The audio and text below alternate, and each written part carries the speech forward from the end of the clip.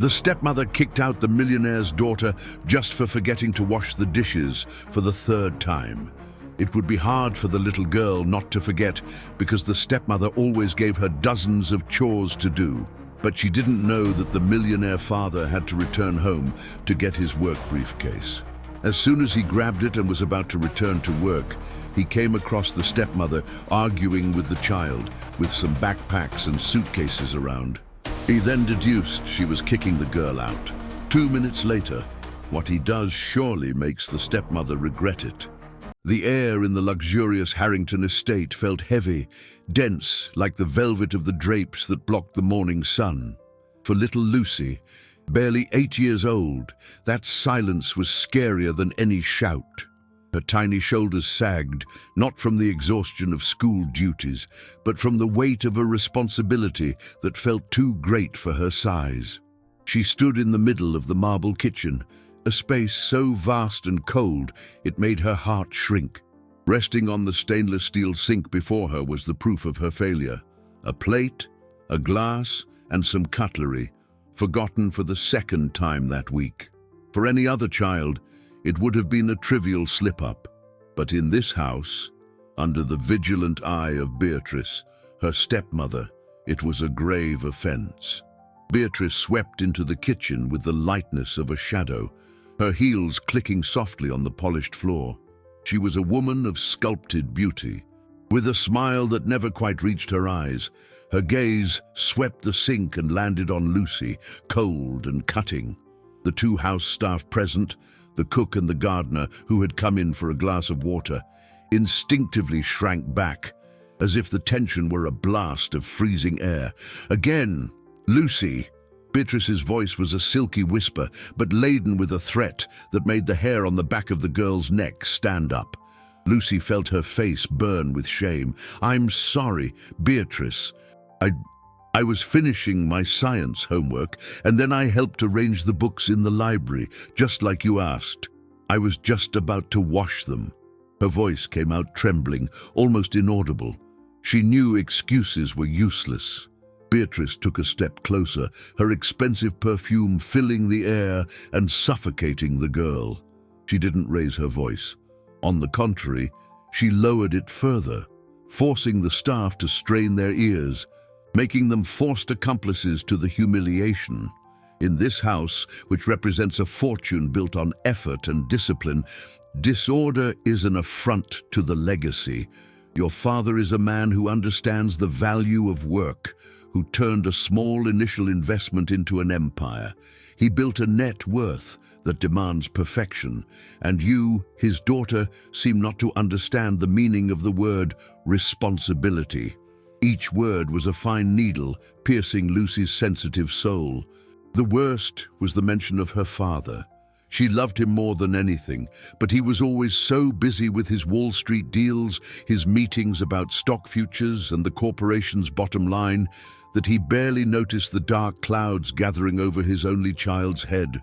He saw his wife as a pillar of order and elegance, the perfect woman to manage his home and his social life.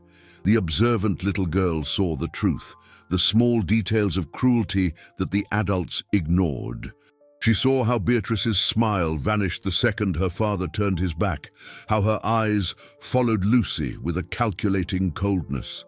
Lucy slumped her shoulders, tears stinging her eyes, but she refused to let them fall. Crying would only bring more contempt. "It won't happen again," she murmured, her gaze fixed on the floor. Beatrice leaned down, her perfect face inches from Lucy's. The smile she offered was devoid of any warmth. "Oh, I know it won't." "Darling," she said, with a terrifying sweetness, "because this is the last time I warn you. Next time, there will be no forgiveness."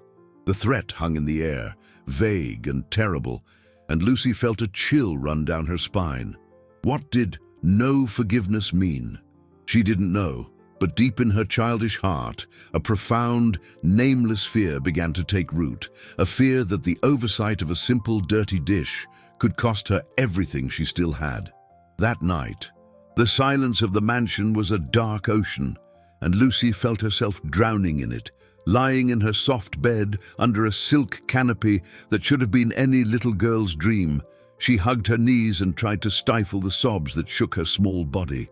The humiliation in the kitchen replayed in her mind, Beatrice's words echoing like a cruel verdict.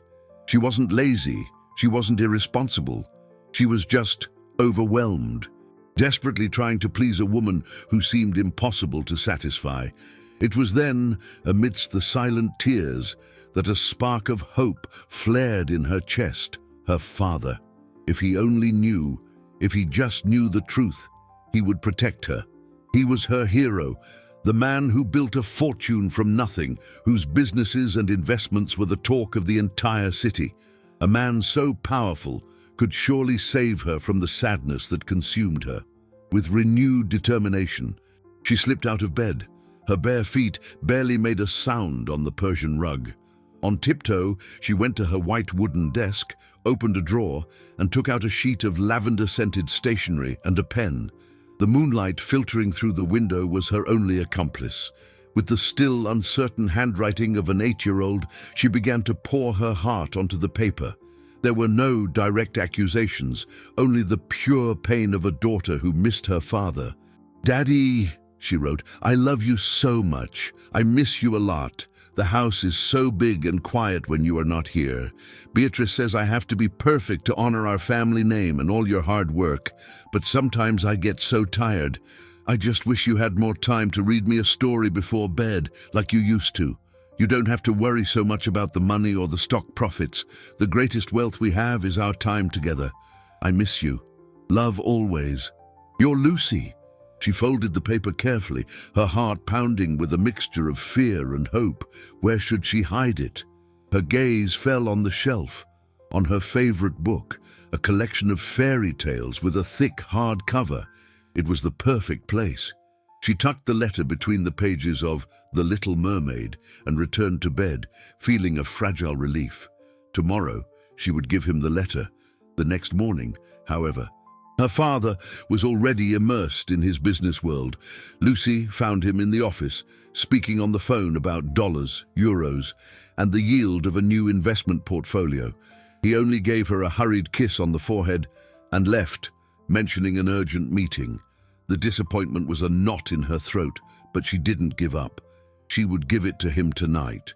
Little did she know that other eyes were watching her. Beatrice, with her keen intuition for any sign of rebellion, noticed the girl's anxious look and her fixation on the bookshelf.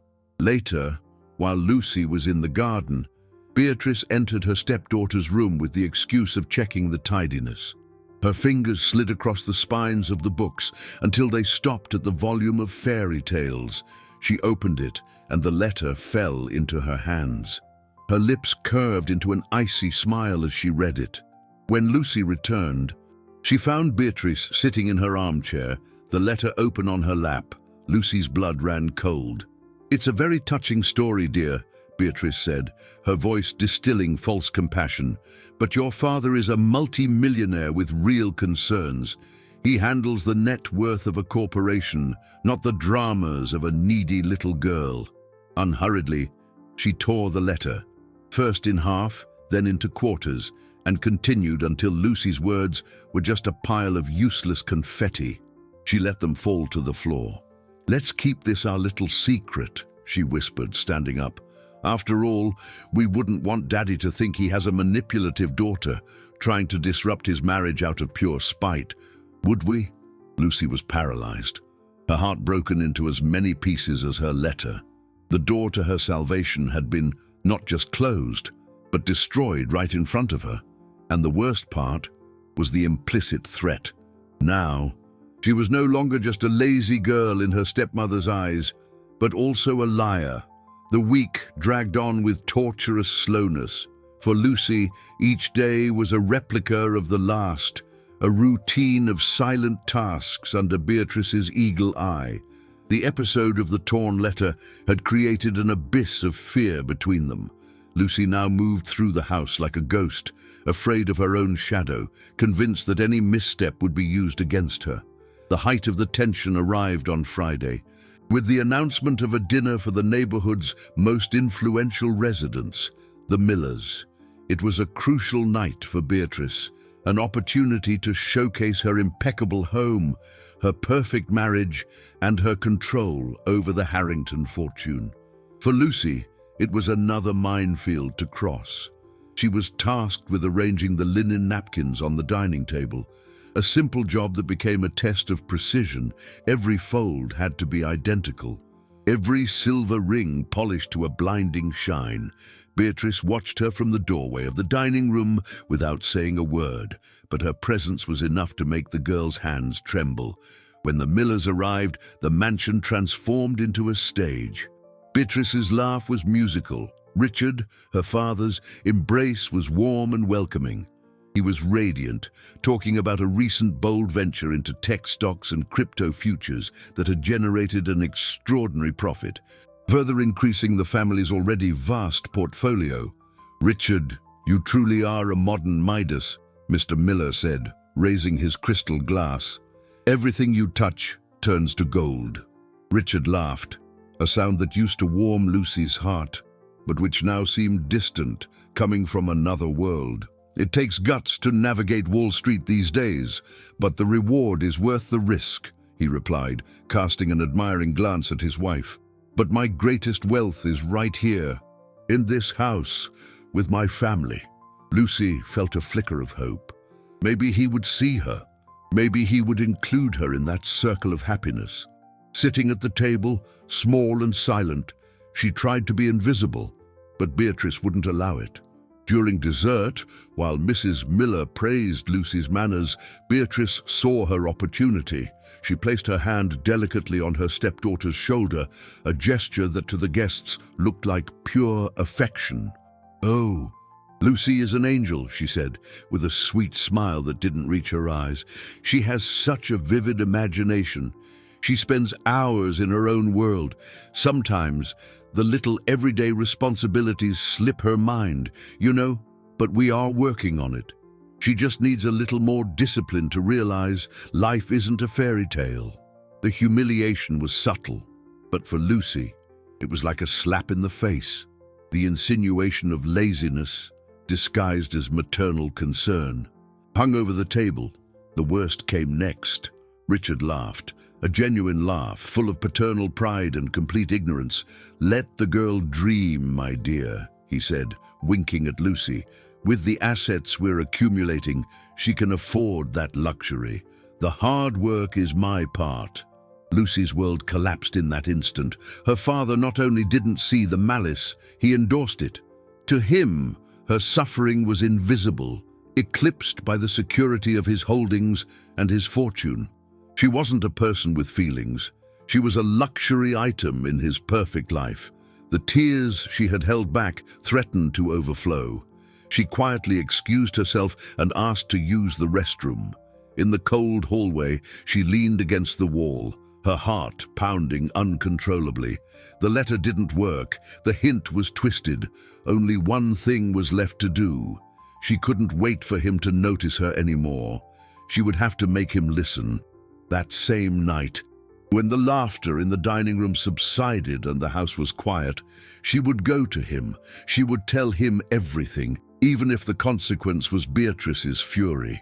The fear was great, but the pain of abandonment was unbearable. The weight was an agony. Lucy stayed in her room, the door ajar, listening to the distant sounds of the dinner ending. Voices grew louder in the entrance hall, followed by the soft sound of the front door closing.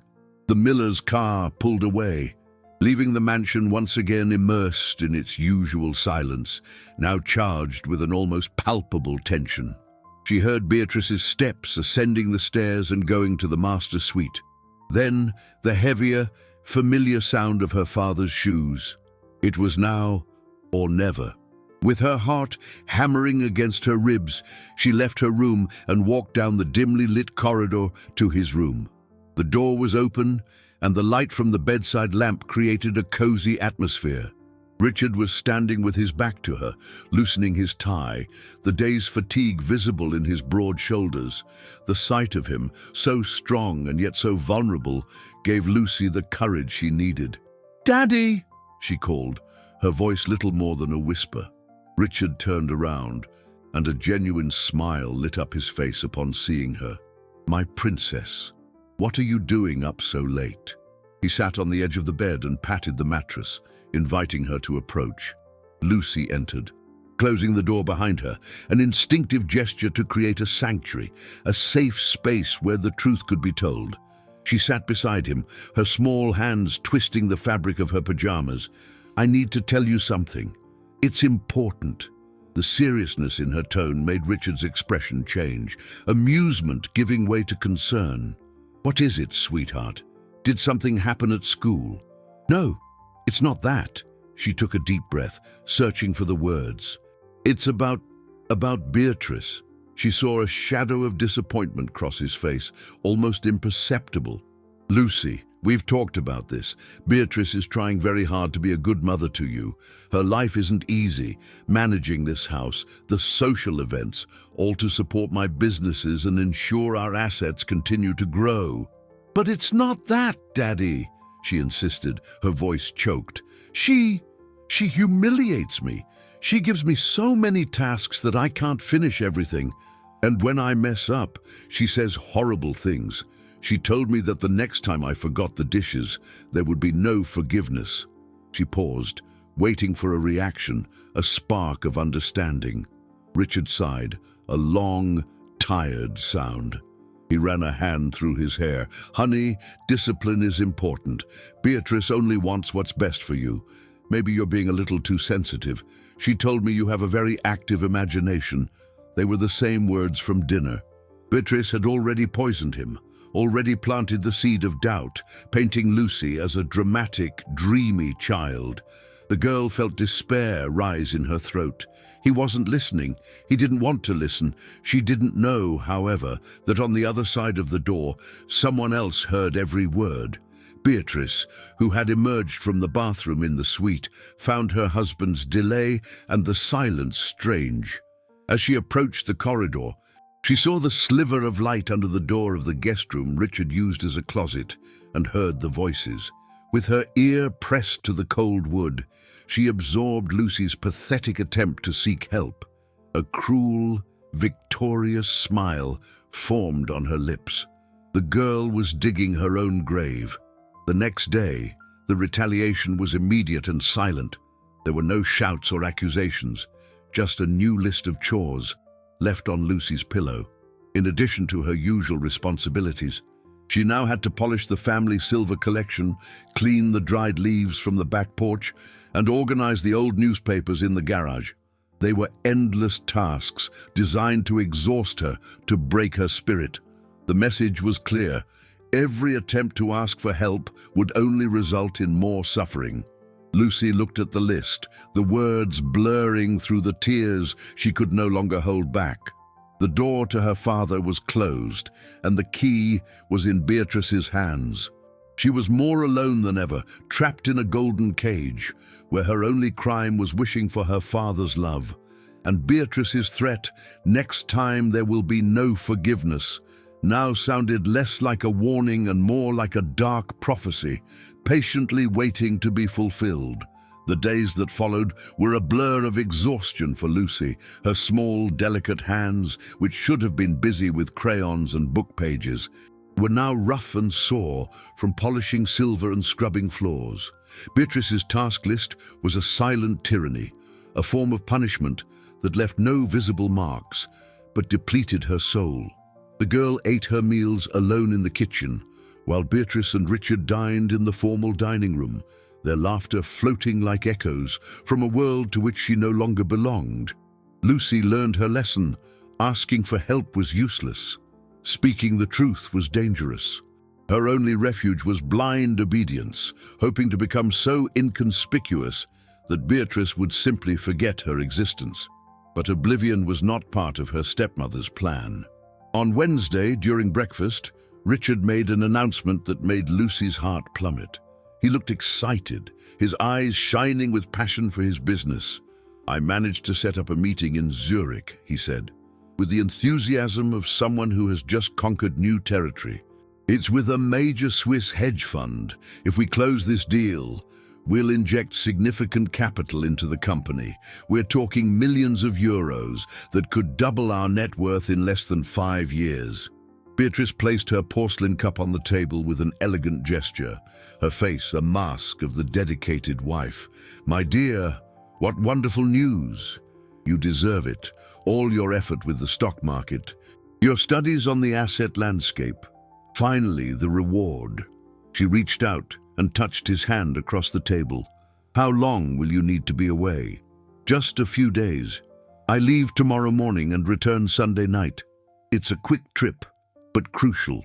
Richard then turned to Lucy, who was petrified in her chair, the toast untouched on her plate.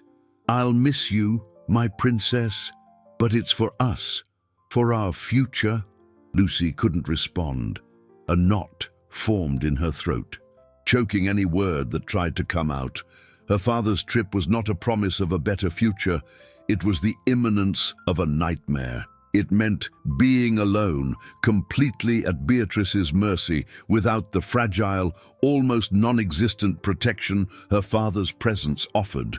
Beatrice noticed the panic in the girl's eyes and smiled inwardly. Out loud, she said, with maternal sweetness, "Don't worry, darling. I'll take very good care of our Lucy. It will be girls' days, won't it?" She winked at her stepdaughter, a gesture that was a promise of complicity to Richard and a declaration of war to Lucy. The next morning arrived too quickly.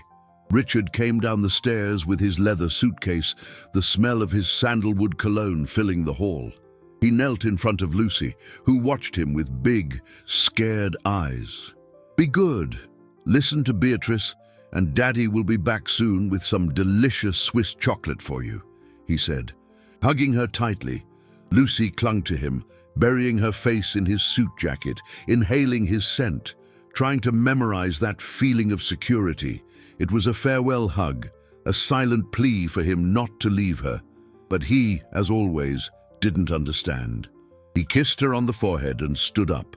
The door opened and closed. Lucy ran to the living room window, just in time to see the black car disappear through the wrought iron gate. The sound of the engine faded until it was swallowed by the silence. For a long moment, the house was quiet. Then, Lucy heard the sound of Beatrice's heels approaching slowly from behind. She didn't turn around, but she felt the change in the atmosphere, the air growing colder, denser. Beatrice's hand landed on her shoulder, not with the feigned delicacy of before, but with a firm, almost painful grip. "Now," the stepmother said, her voice low and devoid of any warmth. "It's just the two of us." The sound of Richard's car engine had barely disappeared in the distance when Beatrice's hand tightened on Lucy's shoulder, her slender fingers digging into the girl's delicate muscle. "Our girls' days are going to be very productive," Beatrice said, her voice now a thread of steel, stripped of any pretense. "This house is one of our family's main assets, and it needs constant attention. Since your father isn't here to be distracted by your dramas, you'll have plenty of time to learn the true meaning of the word work." She let go of Lucy with a brusque push and walked toward the kitchen, expecting her stepdaughter to follow. On the marble countertop, a new list of chores already awaited her. It was longer and more detailed than any of the previous ones.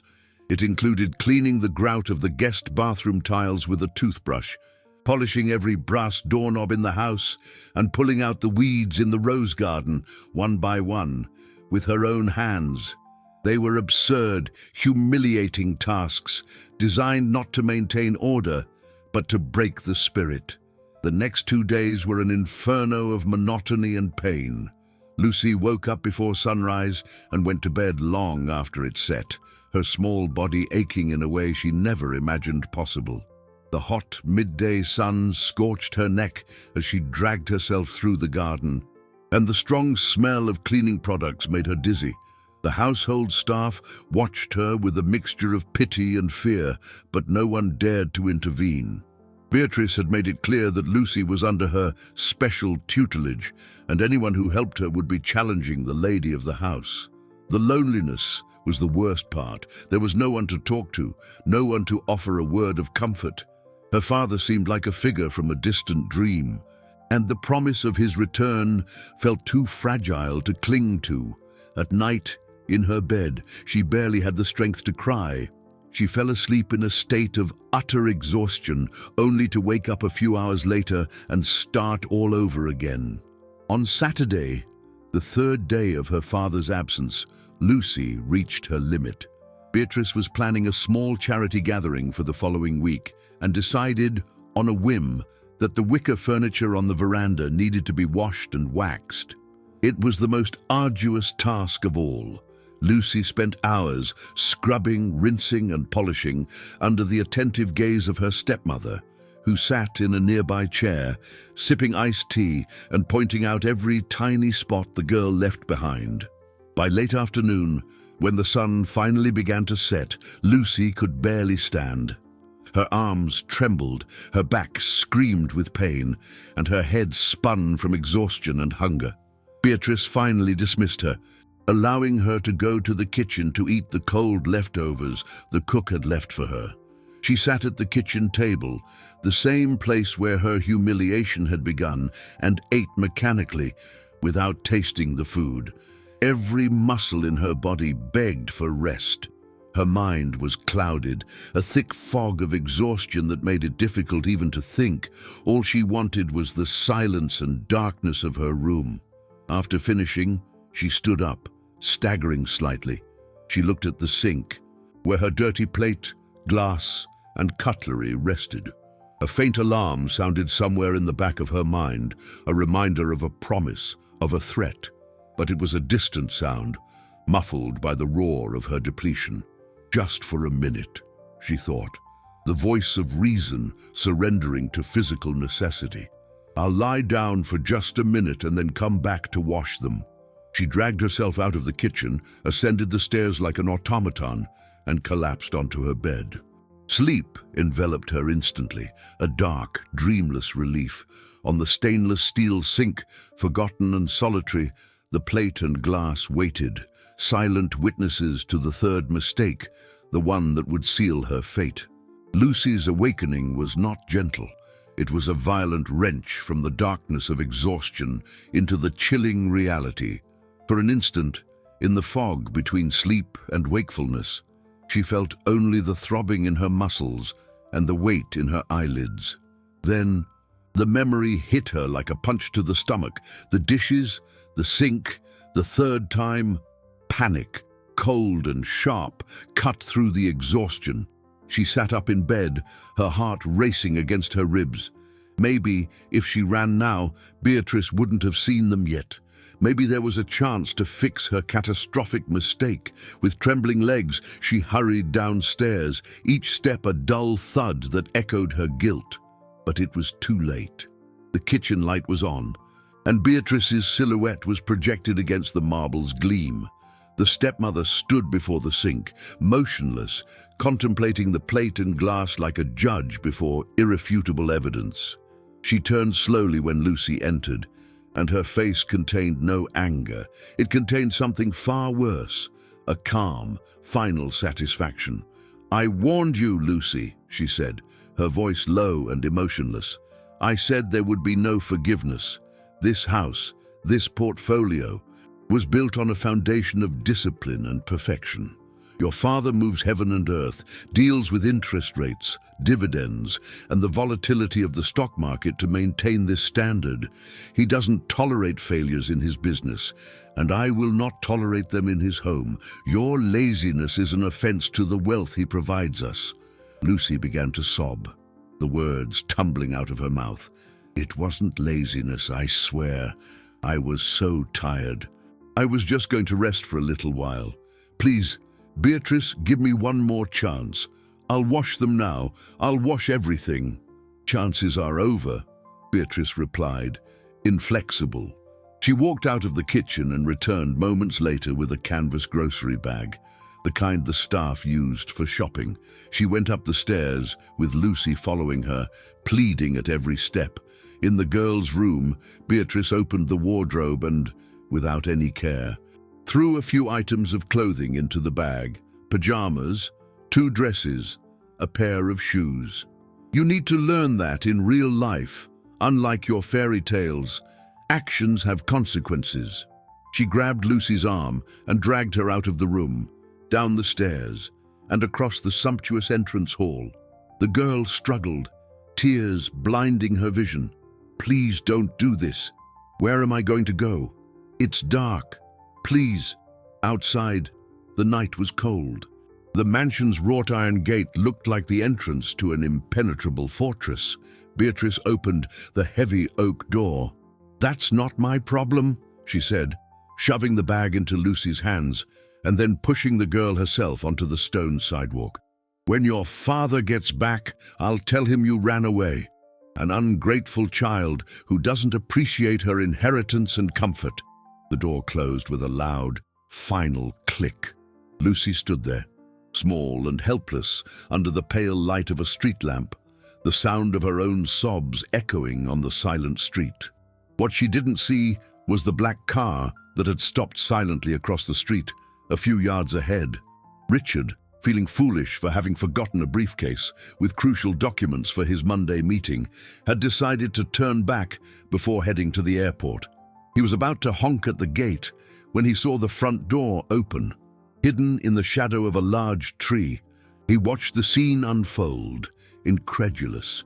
He saw his wife, the image of elegance and grace, push his 8-year-old daughter out into the dark night. He saw the small, makeshift bag, heard Lucy's desperate sobs, and saw the door slam shut, leaving his daughter alone and terrified on the sidewalk. Richard's world stopped. The initial shock gave way to a cold, silent fury, a rage so profound it left him breathless. His hand gripped the leather steering wheel so tightly his knuckles turned white, while his eyes, fixed on the trembling figure of his daughter, turned into 2 slivers of ice. For a long moment, Richard Harrington remained motionless inside his luxury car, the engine humming softly, an absurd contrast to the storm brewing inside him. The man who built an empire, who coldly navigated the fluctuations of the stock market, and who could predict market movements with almost supernatural intuition, had been completely blind inside his own home. The scene he had just witnessed was not just shocking. It was a failure of his perception, a colossal liability on his emotional balance sheet. He felt as if the floor of his world, a solid foundation built with years of profit and sound investments, had turned into quicksand. His first reaction was a primal urge to get out of the car, smash open the door, and confront Beatrice to expose her cruelty under the lights of the mansion. But, as quickly as it came, the wave of fury gave way to a biting coldness. His brain, trained for strategy, took control. An explosion now would be useless. Beatrice would lie. She would cry, play the victim, and turn Lucy, his fragile and terrified daughter, into a troublesome, lying child. He had no proof, just his word against hers, and he knew with bitter shame that for months he had chosen to believe her. No, he would not act with his heart. He would act like the calculating billionaire he was. He needed data, irrefutable evidence. He needed to see the pattern, understand the depth of the manipulation. With unnerving calm, he turned on the car's headlight, opened the gate with the remote control, and slowly drove up the stone driveway. He stopped the car, got out, and walked over to his daughter, who was still sobbing on the sidewalk, clutching the canvas bag as if it were her only possession in the world. "Lucy," he said softly. The girl looked up, her face bathed in tears, and her eyes widened in shock and relief. "Daddy!" He knelt down and wrapped her in his arms, feeling how small and shaky she was. "I forgot some documents," he whispered in her ear. "Let's go inside. Stay quiet and let me handle this." The "let me handle this" was not a promise of confrontation, but a plea for silence, for trust. Lucy, confused but desperate for any kind of salvation, just nodded, burying her face in his shoulder. Richard picked her up, along with the bag, and rang the doorbell. The door opened almost immediately. Beatrice was there, her face a masterpiece of calculated surprise that quickly turned into feigned panic upon seeing Lucy. "Richard! My God! What happened? Lucy!" She rushed forward, trying to take the girl. She had a terrible nightmare, ran out of bed saying she heard a noise. I think she was sleepwalking. I heard the door slam and was just coming after her now. What a scare! The lie was perfect, fluid and instantaneous. Richard watched her, admiring the performance with a chilling revulsion. He saw the relief in her eyes when he didn't question her. "It's fine, my love," he said, his voice neutral. "It was just a scare. I'll put her to bed." He walked past her, the smell of her perfume sickening him for the first time. He carried Lucy to her room, put her to bed, and covered her up. He leaned down and whispered, "From now on, no matter what happens, trust Daddy. Everything is going to change." He left her with a kiss on the forehead and went downstairs. In his office, with the door closed, he picked up the briefcase that had served as his excuse. He opened his laptop. The documents about investment funds and the profitability of his assets now seeming insignificant. The screen's glow illuminated his face, a mask of cold determination. His fingers, which habitually typed stock codes and analyzed crypto charts, now sought something else. In the search bar, he slowly typed the words that would seal Beatrice's fate: high-definition spy surveillance cameras. The days that followed transformed the Harrington estate into a stage of silent tension, a theater where each actor played their role perfectly, ignoring the dark script unfolding backstage. For Lucy, the confusion was almost as painful as the fear. Her father had returned, but the confrontation she expected didn't happen. On the contrary, Richard acted with disconcerting normalcy. He was kind to Beatrice, casually discussed his business during dinner, and maintained the facade of a content, somewhat oblivious husband. However, Lucy, the silent observer, noticed the small changes. Her father's gaze now rested on her more frequently, a mixture of pain and a silent promise she still didn't understand. He found excuses to spend more time with her, asking for her help to organize his economics books. Even though she could barely reach the highest shelves, or calling her into his office to show her photos from his business trips, talking about dollars and euros as if sharing a secret. They were brief moments, but for Lucy, they were like small sips of water in the desert. Beatrice, for her part, felt the change in the atmosphere, though she couldn't pinpoint it. Noticing a new and strange connection between father and daughter, her insecurity made her even more controlling. Richard's trip had been cancelled under the pretext that the documents in the briefcase needed an urgent review before any international meeting. For Beatrice, this meant her witness had returned. Thus, her tactics shifted from open cruelty to psychological manipulation. She began treating Lucy with suffocating sweetness, especially in front of Richard. "Darling, don't you want to help Mommy choose the flowers for the living room arrangement?" she would say with a radiant smile. "Daddy loves it when the house is beautiful. It's the least we can do to thank him for all his work, isn't it? He works so hard to give us all this wealth." Every gesture of affection was a trap. If Lucy refused, she would be the ungrateful daughter. If she accepted, she would be complicit in the farce. The girl became increasingly confused, caught between her father's new attention and the intensification of her stepmother's falseness. What she didn't know was that, during the night, while the house slept, her father moved like a shadow. On Monday, a network security technician visited the mansion. Officially, he was there to update the protection system against hackers, a plausible concern for a billionaire with much of his capital in digital assets.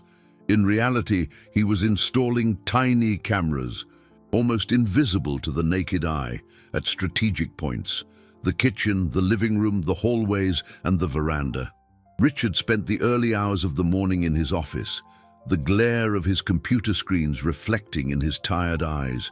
He was no longer analyzing his company's cash flow, but rather the flow of cruelty in his own home.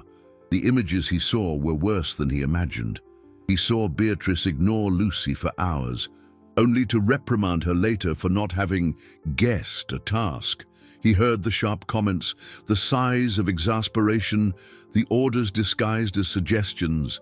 He saw his daughter shrinking, becoming smaller and smaller, a shadow in her own home. Beatrice's manipulation reached a new level on Wednesday. She entered Lucy's room, sat on the bed, and with a voice full of false concern said, "Your father seems so tense lately, don't you think? I worry that he might be doubting me, my love for this family. It would be terrible if someone were putting the wrong ideas into his head. It would be a shame if, because of childish behavior, he lost focus on his business and all our assets were at risk. You need to behave better, darling, for Daddy's sake, so he can continue to love us." The threat was veiled but clear. Her father's emotional and financial security depended on Lucy's silence and submission. The already shaken girl felt the weight of guilt settle on her shoulders. Was her suffering somehow hurting her father? She loved him so much. Maybe it was better to just endure it, stay quiet, so he could continue building his fortune in peace. The internal conflict tore her in two, leaving her more lost and alone than ever. The weekend brought one of the neighborhood's most cherished traditions, the annual spring fair, held in the Central Park. It was an event where families showed off their new clothes, shared homemade dishes, and above all, observed and commented on each other's lives. For Richard, it was the perfect opportunity to gather another piece of the puzzle he was assembling. For Beatrice, it was a stage to reaffirm her status, and for Lucy, it was another test of emotional endurance. Beatrice insisted on choosing Lucy's outfit, a ruffled pink dress the girl found childish, but dared not protest. "You need to look adorable," the stepmother said, adjusting a ribbon in her hair with an unnecessary tight grip. "The whole neighborhood will be watching us. We are the reflection of your father's success."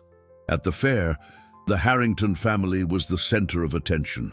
Richard, with his air of quiet power and discreet wealth, was greeted by everyone.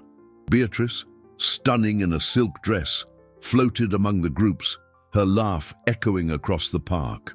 Lucy walked beside them, a small, silent satellite. While Beatrice was distracted talking to a group of women about her latest art acquisitions, Richard discreetly moved away, walking toward one of the food stalls. He saw Anthony Miller, the neighbor who had dined at their house weeks before, and approached him with a casual smile. "Anthony, good to see you. Enjoying the sun?" "Richard, always a pleasure," the neighbor, a robust and easy-spoken man, replied, trying to decide whether to attack the dessert stand or the savory one. Richard chuckled and, keeping the tone light, said, "Speaking of decisions, I've been a little worried about Lucy. She seems so quiet lately, kind of scared. You, living next door and having a prime view of our garden, have you perhaps noticed anything different?" He asked the question casually, a concerned father sharing a triviality.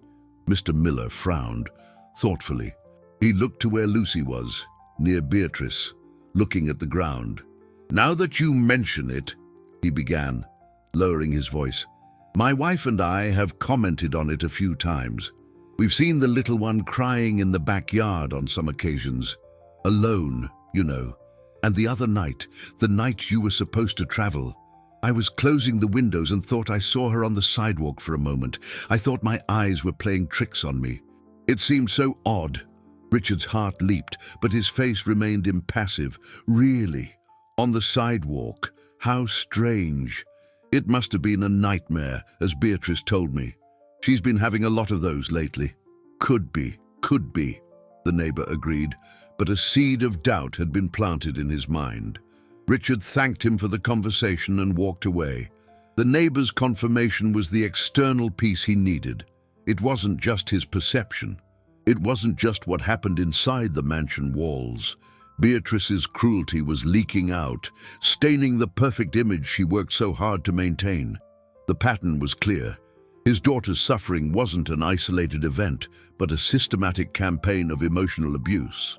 Back beside his family, he looked at Beatrice, who was now affectionately stroking Lucy's hair for another neighbor's cell phone camera, and felt a profound disgust.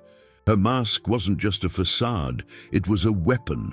At that moment, he knew it wasn't enough just to protect Lucy.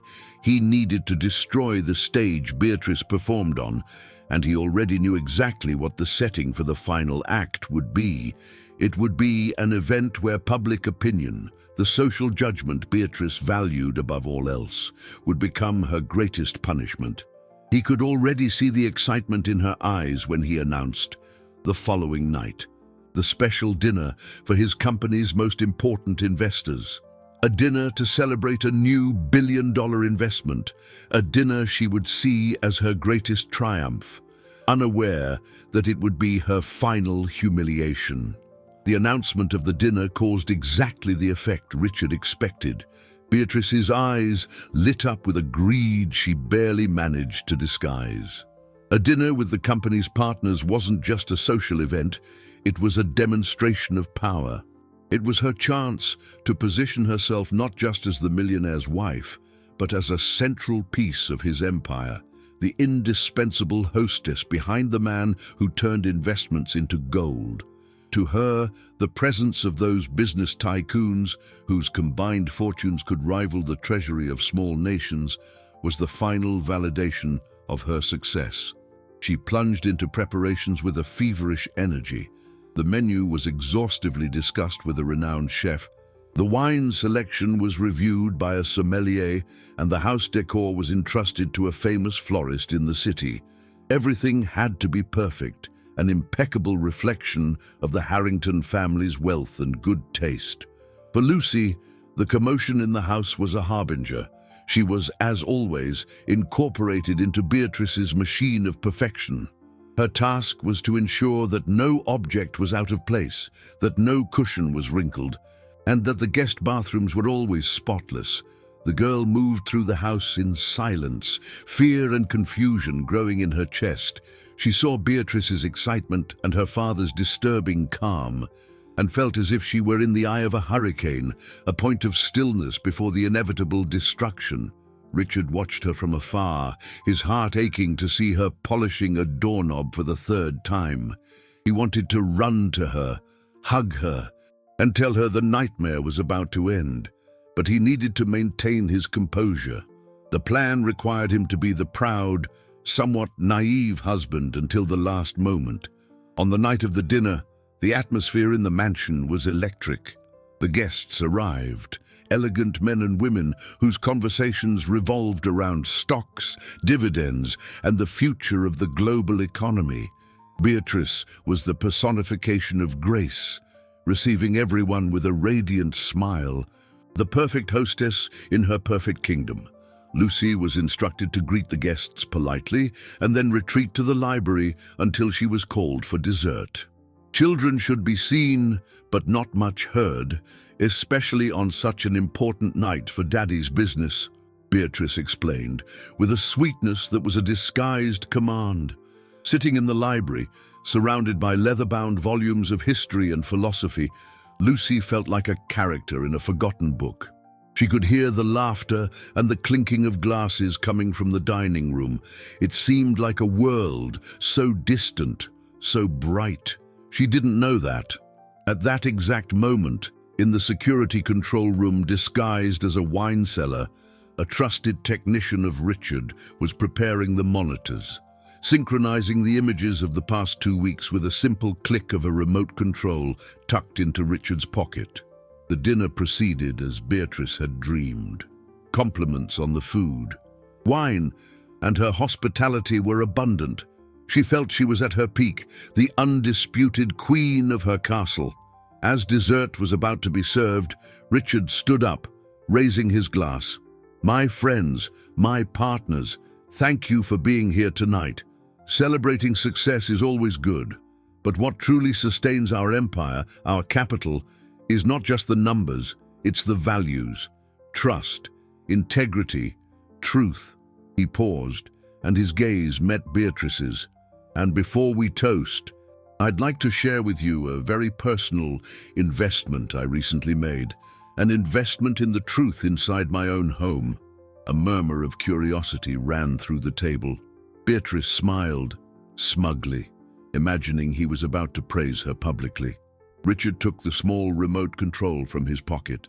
"I call it Project Transparency," he said, his voice suddenly acquiring a steely edge. With a click, the large television screen discreetly mounted on the dining room wall, usually displaying digital artwork, flashed and came to life. Beatrice's mask began to crack. Beatrice's smile froze on her lips. For a fraction of a second, she thought it would be a surprise, perhaps a video tribute to her role as hostess, as the woman behind that business empire. The screen, however, did not show photos of glamorous parties. It showed the marble kitchen, filmed from a discreet angle near the ceiling. The image was sharp, the audio crystal clear. On the screen, a small, tired version of Lucy was wiping the counter. Then, Beatrice's voice sounded through the built-in speakers, cold and cutting. "Your father doesn't tolerate failures in his business, and I will not tolerate them in his home. Your laziness is an offense to the wealth he provides us." The silence in the room was absolute, broken only by the sound of the recording. One of the partners cleared his throat, suddenly interested in folding his napkin. Another avoided Richard's gaze at all costs. Beatrice felt the blood drain from her face. "Richard, what kind of sick joke is this?" She tried to laugh, but the sound came out strangled, a squeak of panic. "Turn that off." Richard didn't move. His eyes were fixed on her, cold as steel. "I called it Project Transparency," he repeated, "because I discovered that the biggest liability on my balance sheet wasn't in any of my investment funds. It was right here, in my house." With another click, the scene changed. Now it was the upstairs hallway. The recording showed Lucy trying to talk to her father at the bedroom door, and then the figure of Beatrice listening behind the door. The next scene, from the following morning, showed Beatrice handing Lucy a new, long list of chores. The humiliation unfolded in high definition for the most important audience in Beatrice's life. Her pillars of status, the men and women she tried so hard to impress, were now witnesses to her pettiness. She looked around the table, seeking an ally, a look of compassion, but found only embarrassed faces and eyes that avoided hers. Her world, built on the fragile foundation of image, was disintegrating. "This is absurd. It's edited. You're trying to humiliate me," she hissed at Richard, her voice low and full of venom. "She's a manipulative child. I was just disciplining her." "Disciplining?" Richard's voice was dangerously calm. "Let's see your discipline in action." The last click, the final scene, the front door of the mansion, the nighttime image, grainy but unmistakable. Lucy, small and terrified, being pushed out into the darkness. Her voice, through the speakers, was a heart-wrenching sob. "Please don't do this. Where am I going to go?" And then, Beatrice's voice, cold and final. "That's not my problem." The door slamming shut, the click, the end of the recording, the screen went black, but the image remained etched in everyone's mind. The silence that followed was heavy, suffocating. Beatrice's mask didn't just fall, it was pulverized. Before her peers, before the world she valued above everything else, she was exposed not as the queen of a castle, but as the villain of a dark fairy tale. Her face, previously pale, was now stained with a feverish red of pure shame and fury. The tears that sprang to her eyes were not of remorse, but of humiliation. Richard turned to the dining room door and signaled to the housekeeper, who watched from afar, shocked. "Please, call Lucy." All eyes turned to the door. Seconds later, Lucy's small figure appeared in the entrance, hesitant, her eyes wide and scared, not understanding why everyone was staring at her in silence. She saw her father, standing, and her stepmother slumped in her chair like a wounded animal. Richard walked over to her, ignoring the guests, the dinner, the empire. He knelt in front of his daughter, his whole world reduced to that small, confused face. He held her hands and, his voice choked for the first time that night, said, "It's over, my daughter. Daddy is here, and Daddy knows everything now." Richard's words hung in the air, breaking the spell of horror that had settled in the dining room. For Lucy, the phrase, "Daddy knows everything now," was like the first drop of rain after a long drought, a promise of relief she barely dared to believe. She looked at her father's face and, for the first time in a long time, saw not the distracted businessman, but the protector she had longed for. Beatrice, for her part, attempted one last move. She stood up abruptly, the chair scraping loudly on the floor. "This is slander, vengeance," she exclaimed, her voice shrill. "He's doing this because I discovered his shady dealings. He's trying to discredit me." But the accusation sounded empty, desperate. No one in the room believed her. The partners, men accustomed to reading people like they read financial reports, saw only the agony of an unmasked manipulator. Richard didn't even deign to look at her. His focus was on Lucy.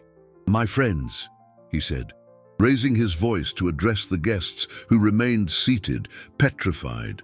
"I apologize for ending the evening this way, but as I said, a man's greatest asset is his integrity, and I failed to protect the most precious thing in my life."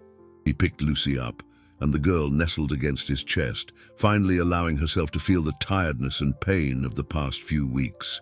"The priority, from this exact moment forward, is my daughter." He then turned to Beatrice, and his gaze was devoid of any emotion. "You will go to the guest house. Tomorrow, my lawyers will contact yours. You will no longer have access to any financial or administrative decisions related to this house or my net worth. Your power here is over." For Beatrice, who built her identity around status and control, the sentence was worse than any angry outburst. It was an annulment. She was reduced to nothing, stripped of her influence and her borrowed fortune. Without a word, with the last shred of dignity she could muster, she turned and left the dining room, under the pitying and contemptuous gazes of everyone. In the following days, the mansion underwent a transformation. The oppressive silence gave way to a quiet tranquility. Richard cancelled all his meetings, delegated urgent decisions, and dedicated every minute to his daughter. The journey to regain her trust, however, was harder than he imagined. Lucy, although relieved, was scared. Years of conditioning had taught her not to trust, not to speak, not to feel. She started at loud noises and hesitated before answering any question, as if expecting a reprimand. The biggest obstacle for Richard was proving, with actions, that he wouldn't be fooled again. He started with small gestures.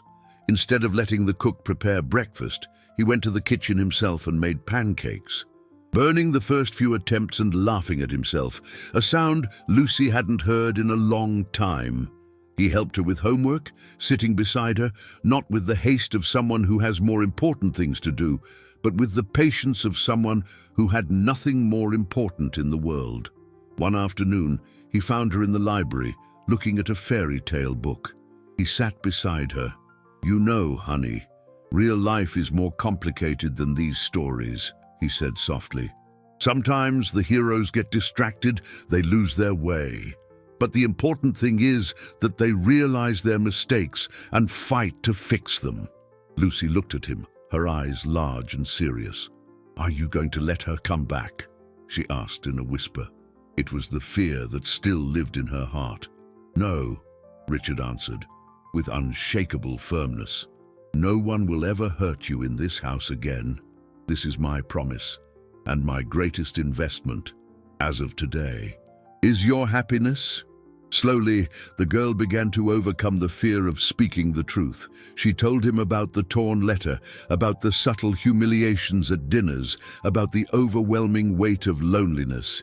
And he listened, without interrupting, absorbing every word, the pain on his face being proof that he finally understood. Gradually, Lucy's smile began to return, shy at first, but then increasingly bright, illuminating the dark corners of that mansion which, finally, was starting to feel like a home. 3 weeks had passed since the night of the dinner, 3 weeks that felt like a lifetime. The Harrington estate, once a stage of cold perfection, now breathed differently. There was the sound of laughter in the kitchen, the smell of cake baking in the oven, a recipe Richard and Lucy tried to make together, resulting in more flour on the floor than in the bowl, and the sight of school books scattered on the dining room table, a sign of life that Beatrice would never have tolerated. The guest house remained occupied, but silent. Beatrice, isolated from her power and her sources of status, was living the punishment she feared most: irrelevance. Richard was firm in his decision, handling the separation with the same calculated efficiency with which he managed his businesses. His lawyers ensured an agreement that left her financially secure, but completely separated from his life and, especially, from Lucy's life. The real work of reconstruction, however, happened every day, in the small moments that wove the new tapestry of their relationship. Richard learned to listen, not just to Lucy's words, but also to her silences.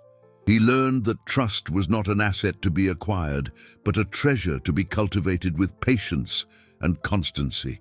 For Lucy, the transformation was like watching the sun rise after an interminably long night. Fear, which had been her constant companion for so long, began to retreat, giving way to a newfound security. She no longer measured her words or hid her feelings. She discovered she could disagree. She could have a bad day. She could be simply a child. The climax of this healing journey arrived on a sunny Saturday afternoon during the neighborhood closing party, the same type of event that had once been a minefield of humiliation. This time, however, everything was different. Richard was not there to impress partners or maintain appearances. He was there for one reason only: his daughter. He held Lucy's hand as they walked through the crowded park. The gazes of the neighbors, which were once sources of anxiety, now seemed distant, irrelevant. They found Mr. and Mrs. Miller near the bandstand. Mr. Miller looked at Lucy, noticing the sparkle in her eyes and the genuine smile on her face. He gave Richard a nod, a gesture of respect and understanding that said everything. Later, when the city mayor went up to the stage to thank the event sponsors, he called Richard Harrington to the microphone.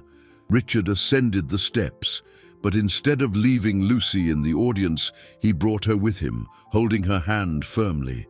He took the microphone, but his gaze was not directed at the crowd. It was directed at his daughter. "Good afternoon, everyone," he began, his voice clear and strong. "It is an honor to support our community. For a long time, I believed that my greatest contribution was through investments, generating profit and dividends. I was proud of my fortune, my possessions, my assets." He paused and knelt down, bringing himself to Lucy's height, offering the microphone to her as if sharing the greatest of secrets. "But I was wrong. Today, I want to present to you all my greatest treasure, my most valuable inheritance, my net worth of happiness." He looked at the crowd, his eyes shining with pride and love. "This is my daughter, Lucy, and she is my greatest wealth." A warm and sincere applause erupted from the crowd. Lucy, bathed in the afternoon sunlight and the unconditional love of her father, felt the last shadows of fear dissipate. At that moment, at a neighborhood fair, under the gaze of everyone, she was not the forgotten daughter of a millionaire. She was the center of someone's universe. She finally had what she always deserved, not a luxury mansion, but a safe home, built on the unshakable foundation of true love. The tears that came to her eyes were not of sadness, but of pure relief. Good, after all, had won.